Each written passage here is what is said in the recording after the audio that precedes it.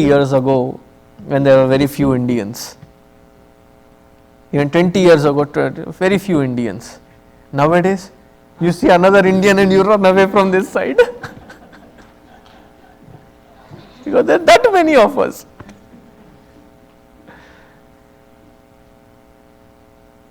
Like I went to some remote corner in Utah.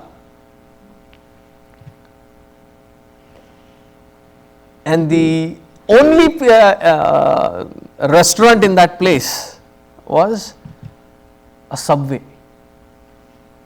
Only restaurant in that entire town was a Subway. And it was a Sunday. So the entire town was in that Subway. After the church, they were there. Luckily, we had gotten ahead of them, so we already had a table. Anyway, we would be given a table because the person who was owning that was a Desi. So he looked at us and his eyes widened up. Hey, are you from India? I said, yes. What in heaven are you doing in this remote corner of US? So just to lighten up his day, I said, just to meet you. Yes, so thank you, please sit. And he was like ordering everybody to bring everything right on the table. It was a service wherein you had to pick it up, it was all served. There is no more difference of being, the South Indian, North Indian, West Indian. I mean, India, west of India. There is no more such difference. You have transcended those differences. And then once you come here, the Indians are like this, and the Americans are like this, then the African Americans are like this. You must have watched these Star Wars and such Star Trek, such episodes, wherein there is a gathering of beings from different planetary systems. And you are in some God-forsaken planet, and you see somebody looking like, then it is no more a difference of white, black, yellow, green, no colors or skin matters. Are you from Earth? Me too. It's been a long while that I have seen somebody like this. All the local differences are gone. Now, to experience that, do we have to go to Mars or some other planet to experience it? Wherein you transcend these differences to see that oneness with the other. This I have explained at the humanity level. Now, what this mantra is trying to explain is at a subtler level than humanity, which is at the level of divinity. That such person sees the entire universe as his or her own extension.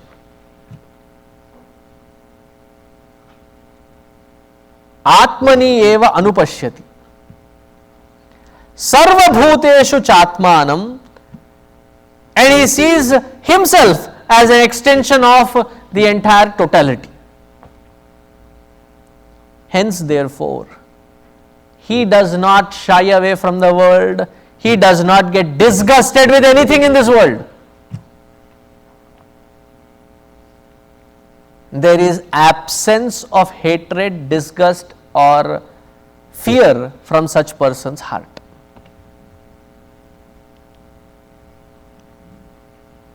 We may have different statuses in our day-to-day life, but for such person, whatever status that we may belong to, immaterial of it, they see through those statuses, connect to that divine alone. Whether it be a rich or poor, educated or uneducated, whatever be their statuses. They transcend all these limitations to find that oneness with the other person. That is why we have seen these Mahatmas who have travelled across the globe, do not know the language, do not know the methods of those places. The moment they stepped in, they were accepted and treated as one among themselves. You can read the stories of Vivekananda or Paramahamsa Yogananda. Or when I go to this, when Ammachi comes here, the scores of people. She does not understand their language, they do not understand her language. She may know one or two sentences in every language. Come, dear my child, that she will tell. That's about it. But what connects is that experience of divine which connects everyone. They do not see those differences. Atmani eva anupashyati. How are we? Or where are we? The moment we step out, no, even in the satsang, there was one satsang, there was this person sitting, and regularly they would sit in that spot. Came in late, there was somebody else sitting in that spot. Stood next to that person. So this person innocently looked up.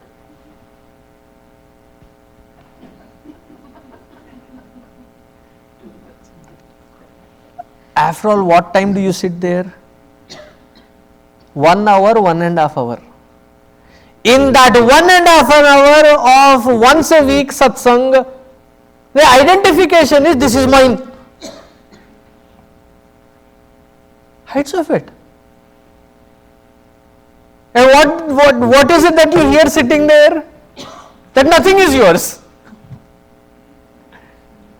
Transcend these differences.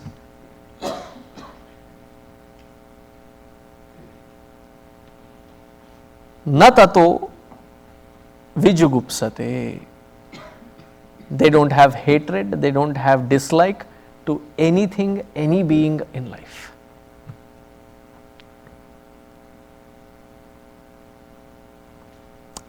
Because they identify with that Paramatma in and through everything. And that is why even when they treat the world around, it is with that love, care and connection. It is not like, I know, I have that experience, hence therefore thou mortals come here, I will give you love, I will give you compassion. Because you have not, I have, hence therefore take. There is no audacity, there is such simplicity, there is innocence in their behavior. They don't carry that arrogance. See, even if we understand this state as intellectual understanding, first, stop hating anything in this world.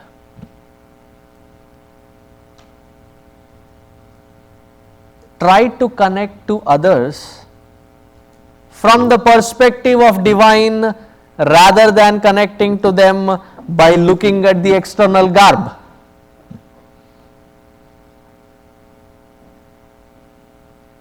That is not what should connect.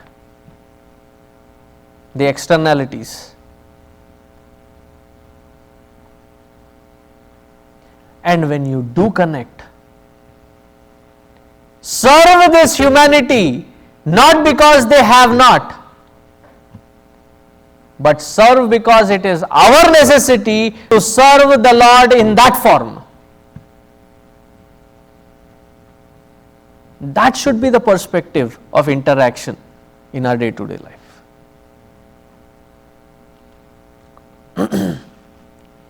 continuing, it is still another format of expression in the next mantra. Yasmin sarvani bhutani atmaiva bhut vijanatah tatra ko moha kasyokah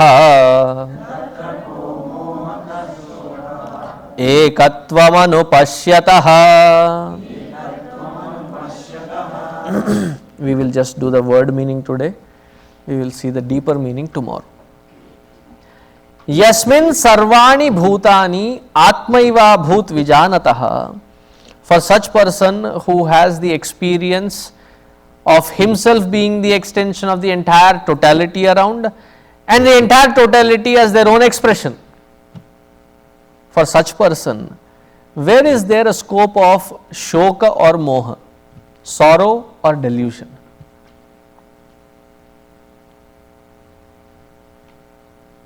Where is there a scope for such person to have any kind of agitation of fears, anxieties or vulnerabilities? Because all that they see is one. And when you see oneness,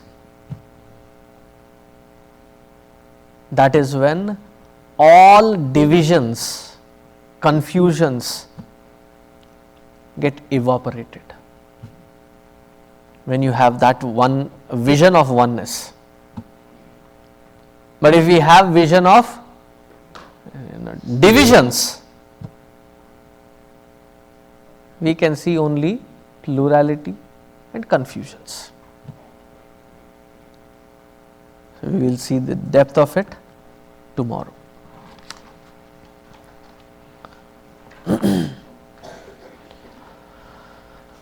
Om Purnamadah Purnamidam Purnat Purnamudachyate Purnasya Purnamadaya Purnameva Vasishyate. Om Shanti Shanti Shanti. Harihi Om Shri Gurubhyo Namaha. Harihi Om.